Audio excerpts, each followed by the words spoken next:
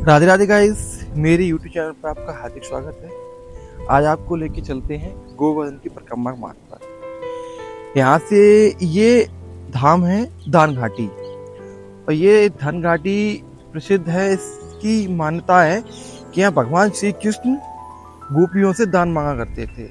यहाँ पहुंचकर बहुत ही दिव्य नज़ारा है, और यहाँ पे हम लोग की आस्था और भक्ति का भाव बहुत ही करीब से मिलन होता है, तो बहुत ही अच्छा लगता है।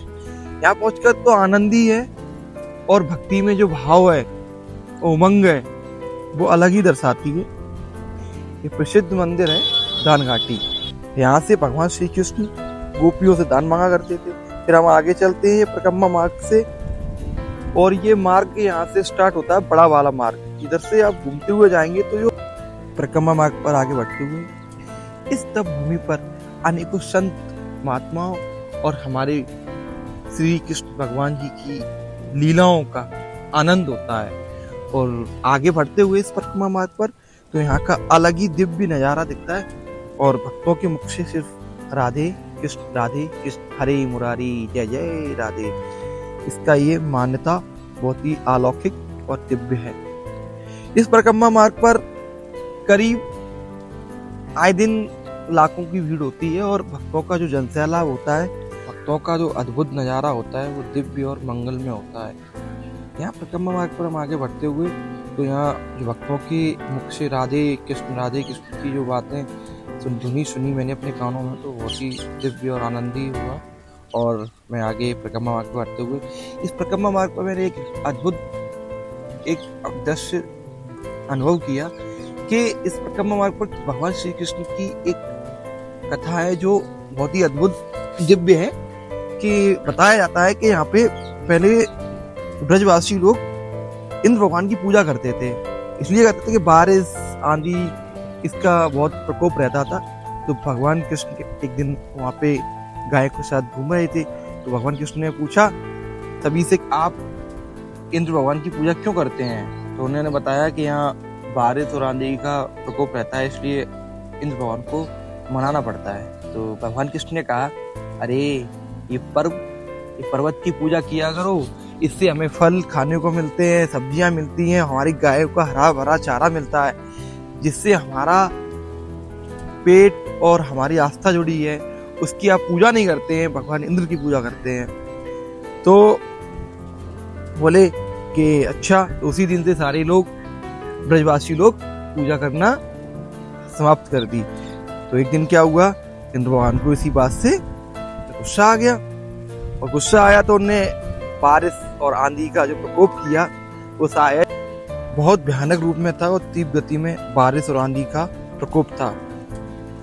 तो वहाँ भगवान कृष्ण थे। तो भगवान कृष्ण ने सभी ब्रजवासी बोले, अरे आपने कहा था और ये क्या हो रहा है? तो भगवान प्रकृति का रूप है ये प्रकृति अपना अलौकिक नजारा दिखा रही है, इससे घबराने की क्या बात है, आप सभी धैर्य रखिए।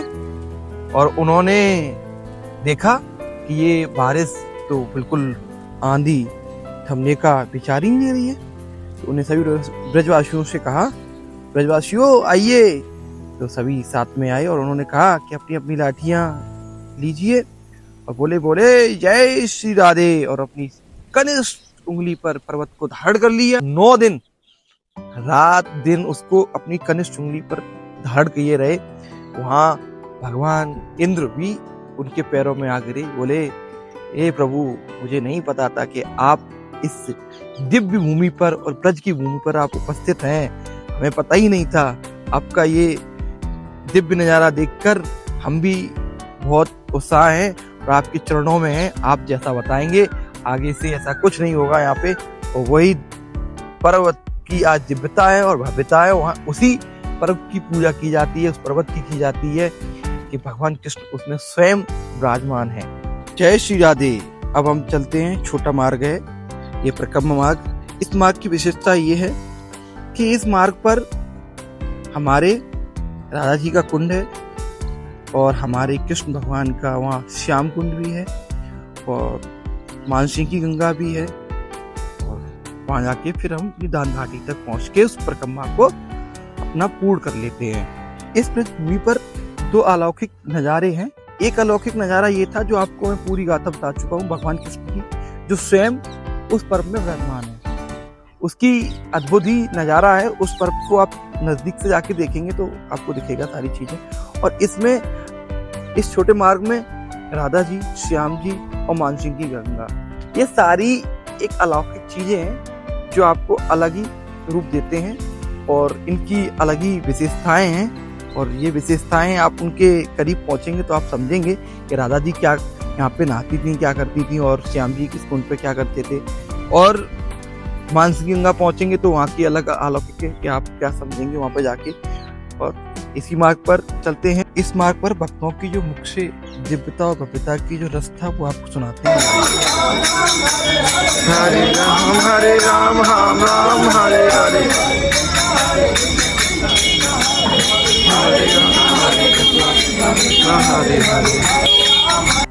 मैं यात्रा की अंतिम पड़ाव पे हूँ और ये आ गई हमारी मानसिंह की गंगा।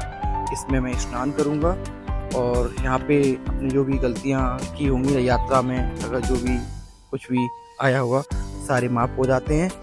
और फिर यहाँ से आगे दान घाटी पे जाते हैं और वहाँ पे अपना मस्तक टेकेंगे और अपनी यात्रा का जो अनुभव लिया था वो दिव्य और भव्यता और आनंदित था।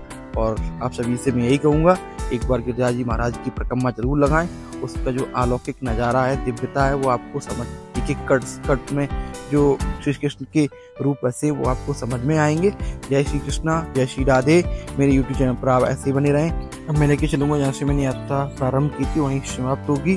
जय श्री राधे। मेरे यूट्यूब चैनल को लाइक, सब्सक्राइब, कमेंट, आगे शेयर करें।